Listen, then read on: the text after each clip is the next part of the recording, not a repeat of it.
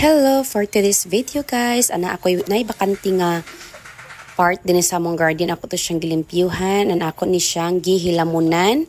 And after that is ako siyang pino ang mga yuta. Kay tambo kay ang yuta diri guys kay hinalingan ni siya. So as you can see, akong gilimpyuhan gipangkuhan ako ang mga ugat-ugat and naapo ko'y giadiri nga mga kitchen waste na mo katong mga pinanitan sa saging nga among gipambaligya kay kani siya rich kani siya og potassium, grabe kay ni siya og vitamins nga mahatag sa atong mga pananom. So ako na siyang gipanglubong og apil din ha para sad mahimo siyang malata siya. So mahimo na siya og abono kay kani tanan akong mga pananom is organic gini siya guys, wala spray og wala pug akong gipang abono ani is kanang puro lang gid organic, mga saging, mga panit sa mga utan. And so as you can see, giad na nako din ang mga saging guys para mahimo siyang vitamins. So ang ako din ang gitanom din is kanang cherry tomato. So gikan ni siya kang antilalak nga akong gikuha nga binhi. Tapos akong gipaturok.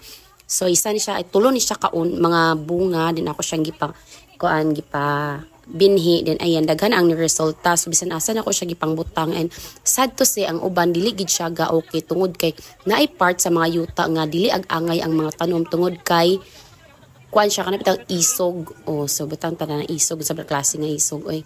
So ayan gipananom na nako siya gipanglumbay na ko ang cherry tomato bisag dili ni amo yuta kay hoping pagyapon ko nga dili pa ni mahilabtan diri. So naa po day koy okra din na guys sa akong likod ay sa akong kilid.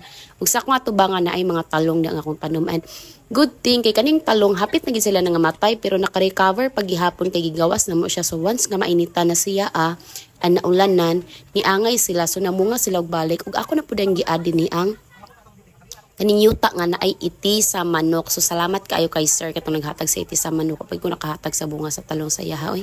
So guys after na gitanom na ako nga mga kamatis ayan nagbubo na pod ko sa tubig so di natin makalimtan ha.